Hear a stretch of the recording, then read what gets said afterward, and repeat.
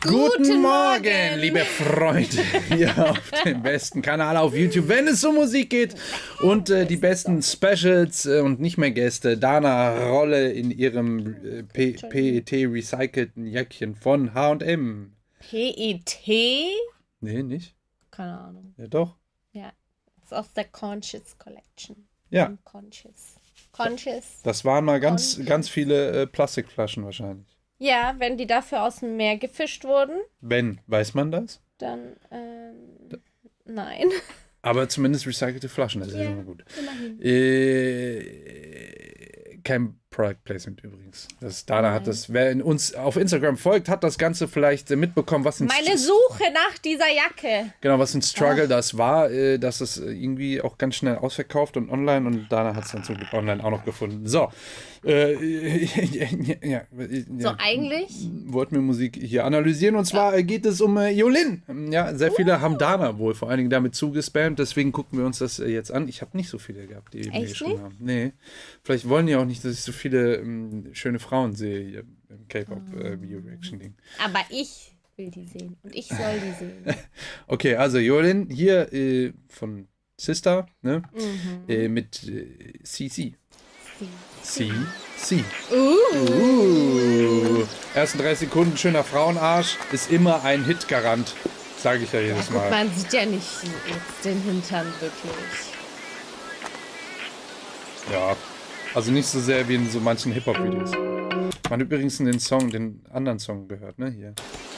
Dalli. War das Dalli? Ja, stimmt. Den haben wir auch schon eine Reaction zu gemacht. Oh, der war so gut. Mega geiler ihre Song. Schuhe sind geil.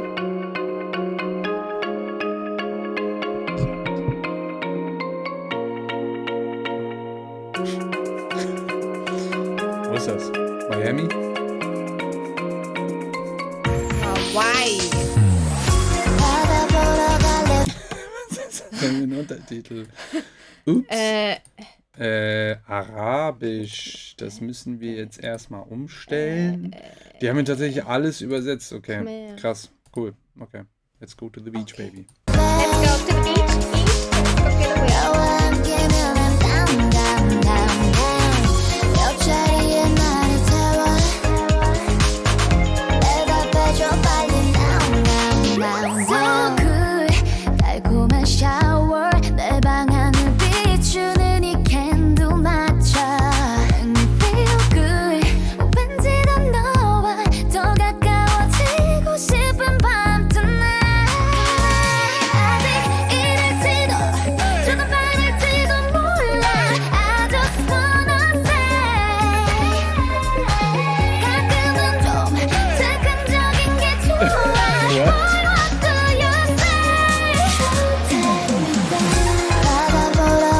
Ja, es ist schon ein bisschen sexy wieder. Oh, ist doch nicht schlimm. Aber halt noch auf eine entertaining Art und Weise, nicht diese super sexuelle. Ja, ist ja sehr, sehr, sehr tanzbar, so sehr dancey. Der Basslauf vor allen Dingen bestimmt ja eigentlich so ziemlich, dass es so ein Dancefloor-Ding auf jeden Fall ist, weil es die ganze Zeit schon so durchläuft. Ich finde, es ist irgendwie so eine romantische Dance-Sommernummer. Weil es ist jetzt nicht so ein Hype-Dance-Ding. Nee. Es ist aber irgendwie ein sommerlicher Song und irgendwie, finde ich, hat es was Romantisches durch diese Instrumente, die man manchmal hört, die ich jetzt nicht nachmachen möchte, aber vielleicht können wir die später noch benennen.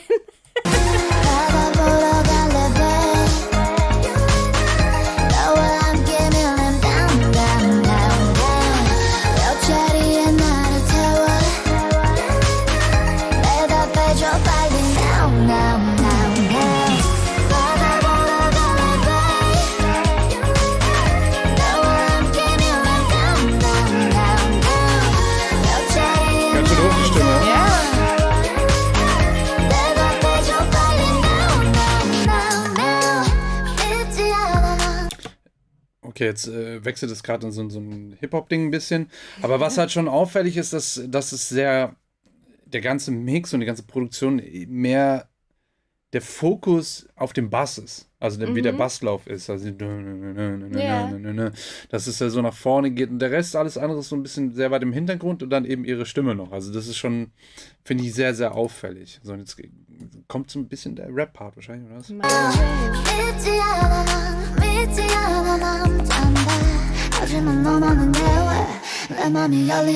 halb, halb. Auch klassische, dass ich dann auch wieder diese tiefe gepitchte Stimme benutze. Ja. Ne, hier war das. Ne, das ist genau ihre Stimme, dann eine Oktave runtergepitcht mit einem Tonhöhenprogramm.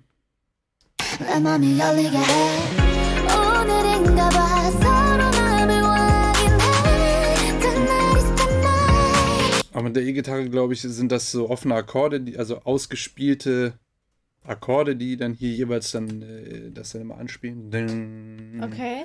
ding.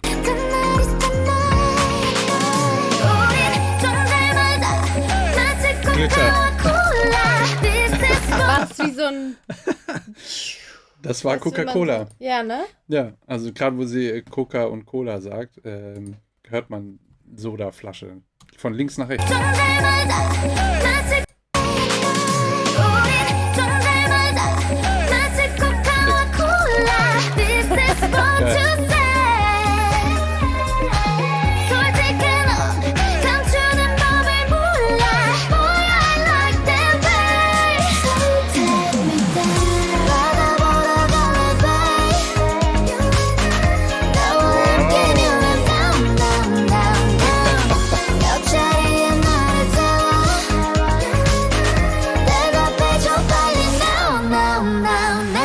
Ja, hier ist ja auch eine Stimme, also ihre Stimme auch nochmal runtergepitcht oder auch irgendwie moduliert auf jeden Fall hier unter der Hauptstimme auch nochmal zu hören. Ich finde aber,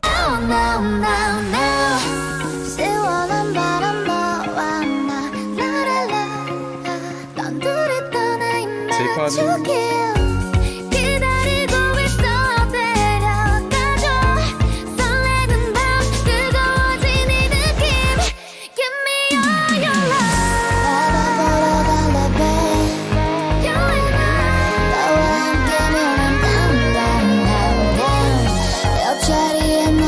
E-Gitarre Solo. Hey.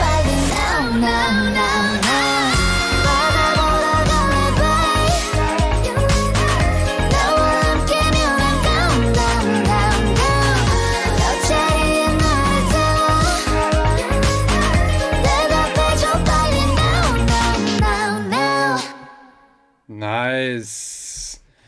Nicht schlecht, echt cute, ja. Also ich meine, Dali war halt war schon. schon eine andere Nummer, aber.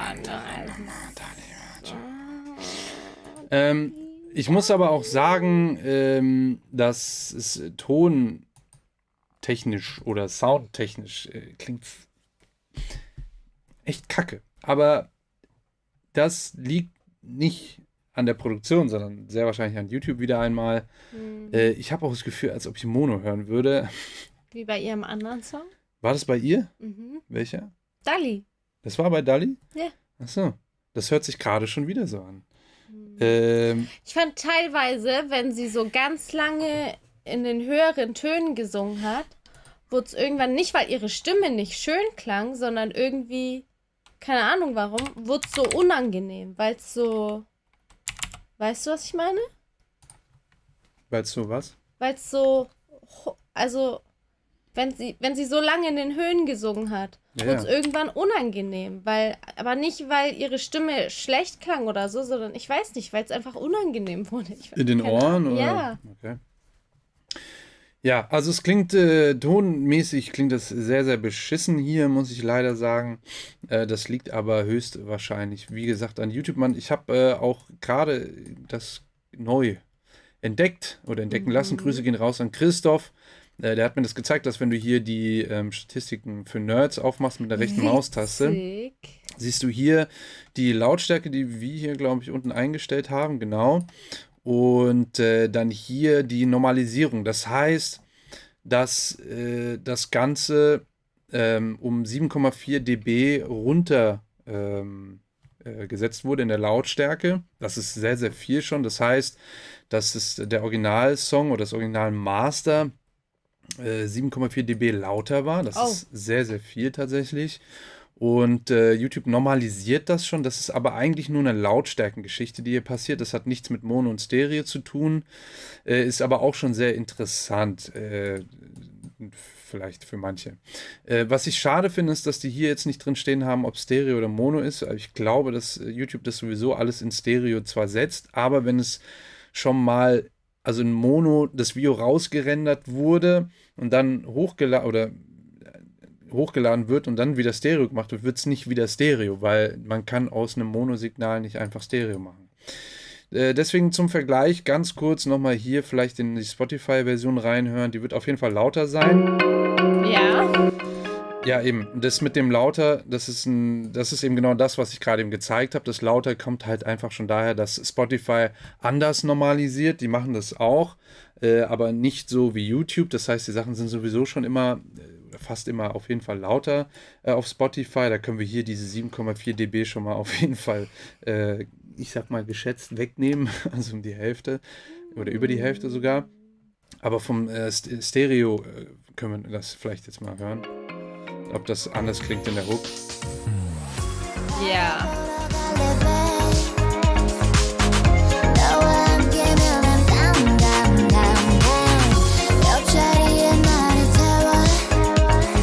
Du meinst in der Hook, ne? Die Steine. Ja, ich glaube, ja.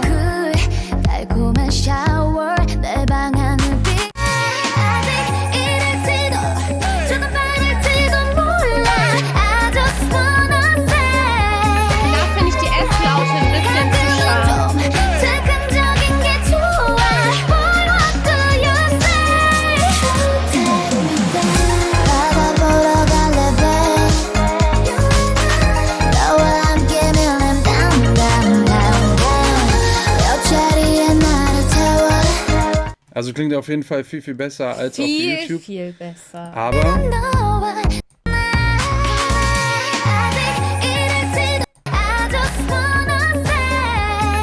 es ist jetzt kein Mono-Stereo-Ding, sondern wahrscheinlich einfach die Auflösung auf YouTube, schätze ich mal.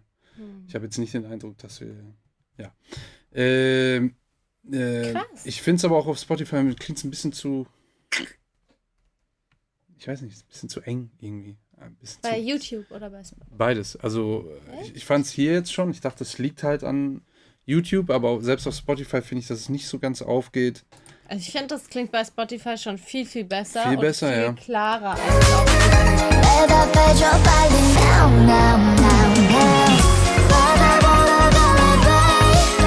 Ne, weil ihre Doubles, alle ihre Vocals sind alle in der Mitte gesetzt. Stimmt, die sind sehr eng. Das meine ich, dass es nicht irgendwie so richtig aufgeht, gerade in der Hook, dass man da die Stimmen vielleicht dann nochmal nach außen gesetzt hat.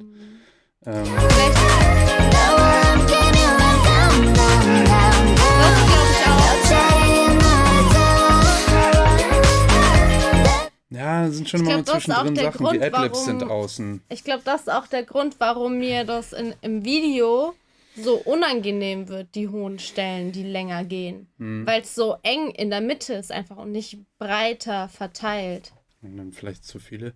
Ja, also tontechnisch muss ich sagen, geht so. Hätte ich mir besser vorstellen können, hier und da. Das ist aber dann eine Mixing-Geschichte. Da wird Jolin selber nicht drinstecken. Finde ich schade, weil Dali war richtig krass. Heftig. Das war ja richtig krass. Dali war richtig. Shit. Dali oder Dali? Dali. Dali. Wie komme ich auf Dali? Ach so. Ja. Der, wie heißt der? Ja? Der Comedian. Dali. Die Sendung. Sagt mir gerade nichts. Entschuldigung. Ja, auf jeden Fall, ja, das ist so meine Meinung. Leider muss ich sagen, weil sonst die Nummer ist so eine Spaß-Sommernummer und finde ich ganz nett. Das Video ist ein bisschen zu weich gewaschen, finde ich. Also die Optik sieht ein bisschen zu weich gespült aus, aber ich glaube, die wollten so diesen verträumten Sommer-Vibe da irgendwie reinbringen. Ja, ich glaube, das war es soweit, oder? Ich glaube auch. Ja. So, ich hoffe, ihr habt was gelernt. Falls ja, lasst gerne ein Abo da und nicht vergessen, Glöckchen an für den Ehrenmann. Das bin ich, Rahim, und schreibt mir auch gerne in die Kommentare, wie ihr das so empfindet. Ihr könnt natürlich auch einen AB-Vergleich machen hier. Das Video einmal zu, Spotify oder Apple Music oder Amazon irgendwas. Falls ihr da irgendwas braucht, sind unten auf jeden Fall noch Links drin zu Amazon Music zum Beispiel. Die haben da immer wieder irgendwelche Angebote mit 30 Tagen free, 90 Tagen free. Für Studenten manchmal spezielle Preise und so weiter. Checkt es auf jeden Fall ab. Wie gesagt, Link unten drin. Und sagt mir mal, wie ihr so das raushört und wie ihr das so fühlt. Und vielleicht auch direkt im Vergleich zu DALL-E sogar noch. Das ist immer sehr interessant, ja, dass man da einfach Künstler auch von Produktion zu Produktion einmal mal vergleicht oder von Album zu Album. Es macht auch echt Spaß, dass man auch sagen kann, so, ach krass, derselbe Künstler kann auf der einen Nummer viel besser klingen oder auf dem einen Album, weil da tontechnisch einfach anders rangegangen wurde oder sonst irgendwie. Also da sieht man auch, wie viele Faktoren da tatsächlich mit einspielen. Das ist nicht nur, wie jetzt jemand singt. Ja, also das ist echt interessant, weil teilweise, auch wenn man zum Beispiel manchmal gar nicht weiß, dass es derselbe Künstler ist, weil er so unterschiedlich klingen kann, dass man sich denkt, wow, den einen Song fand ich unbeschreiblich gut und den anderen Song möchte ich eigentlich gar nicht so hören. Und dass man dann irgendwie mal, krass, das ist derselbe Künstler und da liegt vielleicht gar nicht so eine große Zeitspanne dazwischen. Und was guckst du jetzt? DALL-E. Das kenne ich nicht. Kennst du nicht? Nee. Ja gut, das ist auch vor meiner Zeit. 79, wie du siehst. Aber witzig, wenn man DALL-E eingibt, dass dann als drittes hier schon Yulin kommt. Oh, der war so gut. Der ist gut. Das Video war auch mega nice. Oh ja. Happy to see you, bleibe Reste stay und Na, ich habe es auch nur später dann gesehen, dass es auch nicht mein, also da war ich auch noch nicht geboren. Aber das ist deutsche Fernsehkultur, deswegen weiß ich das. Ja, und dann dann sagt er dann immer DALL-E und naja, das war dann hier mit dem Spiel und so. Naja. Okay, gut, vielen Dank und ich würde sagen, bis zum nächsten Video. Tschüss. DALL-E.